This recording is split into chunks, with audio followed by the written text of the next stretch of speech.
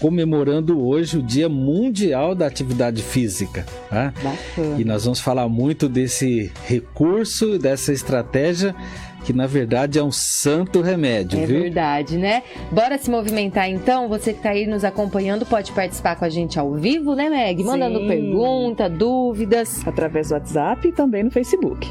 Vamos lá então, professor, vamos começar falando sobre o tal do sedentarismo. Por que o sedentarismo é tão ruim para nossa saúde? Vamos primeiro entender que o sedentarismo, infelizmente, ele é cultural. Cada sociedade tem alguns aspectos, né, relacionados à atividade física.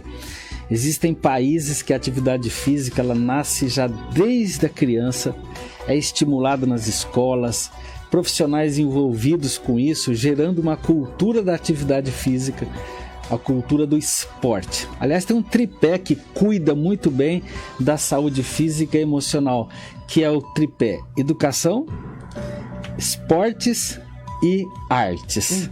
E dentro das artes, a dança, por exemplo. Então isso gera movimento. Então existem países que alicerçam as suas vidas nisso. Então você tem uma cultura que evita o sedentarismo, né? Um exemplo é o Japão. Nós brasileiros, nós não temos essa cultura. Apesar de sermos o país do futebol, né? Do país do carnaval, mas ele não é, essas estruturas elas não chegam a gerar a cultura da atividade física plena, desde a sua tenra idade. Então o sedentarismo está enraizado. E o sedentarismo, se você olhar as 5 causas de óbitos que acontecem no Brasil, o sedentarismo está em todas elas como um dos principais fatores de risco para o óbito. Então o sedentarismo, ele é um fator de risco, é uma comorbidade, inclusive foi uma das maiores comorbidades, juntos com a obesidade, que mais influenciaram o óbito daqueles que tiveram complicações da Covid-19. Então as pessoas às vezes não geravam o óbito pela Covid, mas na verdade o impacto da Covid num corpo sedentário, num corpo obeso e com todas as repercussões negativas que isso gera, causava o óbito dela, que gerava complicações. Então, respondendo a você, o sedentarismo ele é algo que gera muito prejuízo orgânico, fragiliza o nosso sistema imunológico e faz com que nós tenhamos uma grande perda, né, de saúde. Vamos lembrar que a Organização Mundial de Saúde ela diz o seguinte: desde 1946, saúde não é só ausência de doença. Saúde é um bem-estar físico, mental e social. E a atividade física, segundo a Organização Mundial de Saúde, alicerça tudo isso junto com a melhor alimentação possível. Então a gente sabe, né, existe um filósofo e o pai da medicina, há 500 anos antes de Cristo, ele já falava: se a gente encontrar a receita entre atividade física e alimentação, nós vamos descobrir o princípio básico da saúde. Isso há 500 anos antes de Cristo, né, que é o Hipócrates. Hipócrates é pai da medicina e pai da saúde preventiva. Então nós temos que gerar em nós a cultura da atividade física, a cultura do esporte, a cultura do movimento. Até porque nós somos um corpo criado para movimentarmos e não para gerar o sedentarismo. Professor, e para que eu consiga sair, né, do sedentarismo, quanto de atividade física mínima eu tenho que fazer por dia? Como que é? São 2 referências que a gente tem que ter. A Organização Mundial de Saúde nos dá 2 indicações bem claras assim: 150 minutos de atividade física por semana. Dividido em 3 vezes, 4 vezes ou 5 vezes, isso não importa. O que importa é a regularidade. 150 minutos, imagina, eu faço 30 minutos na segunda, 30 minutos na terça, 40 minutos na quinta, eu faço meia hora no sábado. Eu consigo, durante esse período, estabelecer um movimento físico contínuo. Pode ser caminhada, pode ser bicicleta, pode ser natação, pode ser um esporte. Mas se eu cumprir essas 150, eu já estou na zona de atividade física. Outra coisa que é bastante interessante, ele diz assim: se você puder fazer 10.000 passos dia. 10 mil passos dia parece algo assim absurdo, né? Mas não é. 10 mil, você num período de 8 horas de trabalho onde você se movimenta, não que você fique parado, mas aqueles trabalhos que você movimenta, você sai da cadeira, volta, você vai de um ambiente para o outro, você consegue cumprir, na média, entre 5 mil e 7 mil passos. Então, se você faz uma caminhadinha no final do dia, essa caminhada pode ser de 1 quilômetro, 2 quilômetros ou 3 quilômetros, você consegue gerar os 10 mil passos. 10 mil passos hoje seriam 8 mil metros, 8 quilômetros, né? Parece que é muito, mas não é. Será que eu ando tudo isso? Anda. Inclusive foi criado, né, o pedômetro, que é você compra um aparelhozinho que coloca na cintura e ele vai marcando a quantidade de passos que você tem. E, em média, nós caminhamos do nosso dia a dia 5 mil passos. Então, dobrar isso significa acrescentar uma caminhada no final do dia. Uma caminhada de meia hora, né? E, inclusive, tem uma regrazinha que a gente sempre usou aqui, a Meg deve lembrar disso. É a regra do 3-3-3. Sim, sim. Lembra disso? 3 vezes por semana, 30 minutos, 3 quilômetros por caminhada. Legal. Isso já gera o cumprimento dos 10 mil passos dia, né? Então a gente sabe dessas regras, são simples. Agora, o que você tem que fazer é incorporar isso dia a dia como regra. Você se alimenta? Sim. Então você deve também fazer atividade física, porque isso gera saúde e gera essa qualidade de vida que a Organização Mundial de Saúde nos pede. Bacana. Professor, para dar aquela motivação extra para quem está nos assistindo, para sair do sedentarismo, começar a se movimentar, quais são os benefícios da atividade física para o nosso corpo e também para a nossa mente? Muitos, muitos. Aí que vem a atividade física como remédio, né? Por isso que ela tem que ser incorporada na criança, porque a criança ela vai gerar uma linha de pensamento de que a atividade física ela vai gerar os benefícios não só no comportamento físico, mas no comportamento hormonal, no comportamento emocional, mental e social, porque a atividade física ela envolve não só a questão física, mas sociabilidade. Para vocês terem ideia, o Wall Street, que é o coração nervoso, né, financeiro dos Estados Unidos, lá em Nova York, ele estabeleceu que a atividade física ela é obrigatória para esse grupo de investidores, porque eu abro a mente. Foi feito um comparativo, né, entre quem usa cocaína e quem usa atividade física nos investimentos, porque infelizmente esse mundo é muito corrido lá. Então existem pessoas que usam muita cocaína. Que loucura, né? Que loucura. Mas eles fizeram avaliações de traços de sangue e viram que os mesmos hormônios produzidos por quem tem sucesso por causa da cocaína em investimentos é o mesmo que tem em atividade física.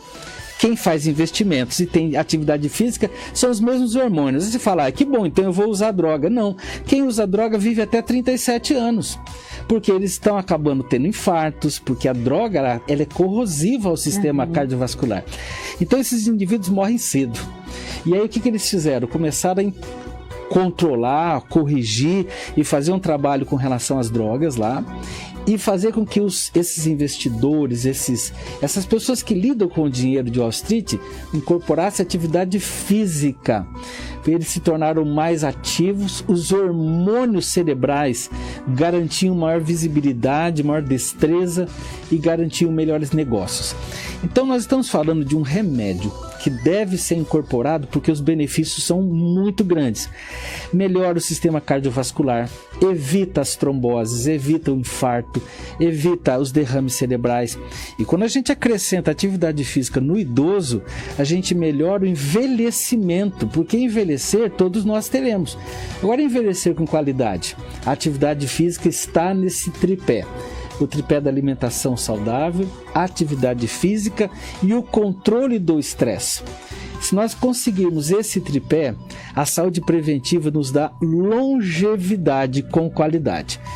Quanto à questão emocional, existem vários hormônios que estão produzidos pela atividade física. Dopamina, serotonina e endorfina. Eu controlo a depressão e a ansiedade. Olha que interessante. Então eu melhoro o sistema hormonal, melhora o sistema imunológico, eu fortaleço o sistema imunológico. Olha quantas regrinhas de cuidados nosso organismo vai tendo, porque nós incorporamos o remédio, atividade física. Quando a gente incorpora remédio, a gente consegue, inclusive, ajudar-nos a questão física, né? Só que, na maioria das vezes, o remédio traz o que? Dependência química. Nós já falamos, inclusive, da farmacodependência. Verdade. Remédios são importantes, mas é só remédio? Não, nós temos que cuidar das outras coisas. E, inclusive, a atividade física, ela nos dá isso. Ela nos dá hormônio para controlar a parte física, nos dá hormônio para controlar a parte mental e nós vamos nos sociabilizar, né? Ok, eu faço atividade física sozinho, tudo bem, mas o que me motiva? Às vezes me motiva a companhia, me motiva estar desafiando a mim e a outras pessoas. Vou dar um exemplo do beach tênis. Sabe agora? Que tá uma onda. Uma onda, não é? Por que o beach tênis? Eu jogo sozinho? Não, eu jogo em dupla. Eu me desafio. O beach tênis, para o nosso telespectador que não sabe, é a mistura do voleibol com o tênis, né? Então eu pego uma raquete de tênis e vou jogar uma espécie de voleibol, né? Verdade. Na verdade é uma mistura da peteca com o voleibol e com o tênis, né? O beach tênis. A pessoa está fazendo isso assim de uma forma tão feliz. O que está acontecendo ali? Sociabilização, junta desafios. Sempre uma galera, todo mundo animado. Claro, a bike é o melhor instrumento de sociabilização. A academia é o melhor instrumento de sociabilização, de desafios, deixar o corpo bem feito, e fora a questão de saúde. Flávia, a atividade física ela tem benefícios em todas as áreas, desde que haja equilíbrio e que haja persistência. A Meg pode tranquilamente falar pra gente. Sim. Atividade física, ela, no primeiro momento, não é fácil. Você tem que sair da zona de conforto e daquela zona de sedentarismo, e o seu cérebro é o seu maior inimigo nessa hora. Sim. O começo é sempre difícil, muito né? difícil você agir, né? Você sair do sofá e falar, não, agora eu vou tomar uma atitude, eu vou agir, né? E vou realmente começar a atividade física. Exatamente. Porque você fica ali planejando e não age. Aí você vai tendo um cansaço aqui, você vai tendo, né, depois ali uma desmotivação ali, só que aí você vai criando obesidade, riscos de trombose, você já vai vendo pessoas jovens morrendo. Inclusive hoje eu abri o cardiômetro da Sociedade Brasileira de Cardiologia. Sabe quantos óbitos nós já estamos? Nós estamos aqui no dia 6 de abril. São 105 mil óbitos no Brasil hoje por doenças cardiovasculares. É muita coisa. E dentro dessas 105 mil óbitos, o sedentarismo está diretamente envolvido, junto com a hipertensão, com a diabetes mellitus, tá certo? E com a obesidade. Então o sedentarismo, ele realmente precisa ser combatido, mas como política pública, como incentivo desde a criança. Flávio, nós não tivemos todo esse aparato epidemiológico, estatístico com relação ao Covid-19? Quantos óbitos nós estamos tendo de Covid-19 no ano de 2022? E nem de longe chega aos 105 mil óbitos por infarto. É verdade. Então nós precisaríamos ter um cuidado epidemiológico, cuidado porque eu quero salvar vidas, vocês também. Será que essas 105 mil pessoas poderiam estar vivas hoje se tivesse um sistema de atividade física, de alimentação saudável incorporado na vida deles? É verdade. Então nós temos que ter esse cuidado como saúde pública, como políticas de saúde, mas como hábitos saudáveis de vida. Isso é que realmente importa. Professor, sabemos que a atividade física ela auxilia no tratamento e também na prevenção de doenças. Né? Claro, eu tenho as minhas artérias desentupidas, eu não tenho infarto, eu não tenho derrame cerebral, eu tenho a minha capacidade pulmonar preservada e aí o meu sistema imunológico, então eu evito infecções. Inclusive existe uma relação direta entre a atividade física saudável com menor risco de câncer. Câncer de mama, câncer de próstata, cânceres que normalmente acontecem ligado também ao sedentarismo.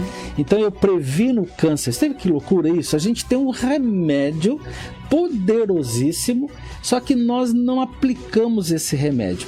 Então, a atividade física, ela evita, por exemplo, a osteoporose. A osteoporose tem matado as pessoas, mas não é por causa da osteoporose. É porque uma mulher de 80 anos que tem uma fratura de fêmur, uma fratura de coluna, por causa da osteoporose, ela vai ficar acamada. Sendo acamada, ela vai ter um risco de infecções e vai a óbito por causa daquela fratura. Mas aquela fratura veio da osteoporose, que veio da inatividade física. Então, olha, eu previno quedas, eu melhoro o equilíbrio corporal, eu melhoro a sanidade mental, porque quando a gente entra num ciclo vicioso relacionado ao sedentarismo, ao estresse, à depressão, nós temos visto muito casos de suicídio. Mas será que a atividade física controlaria isso? Nós não sabemos, mas que você tem um equilíbrio emocional pela dopamina. A dopamina é o maior hormônio da recompensa que nós temos. Nós conseguimos ter dopamina de 3 formas. Comendo muito chocolate. Gosto. Comendo uma feijoada muito boa. Gosto também.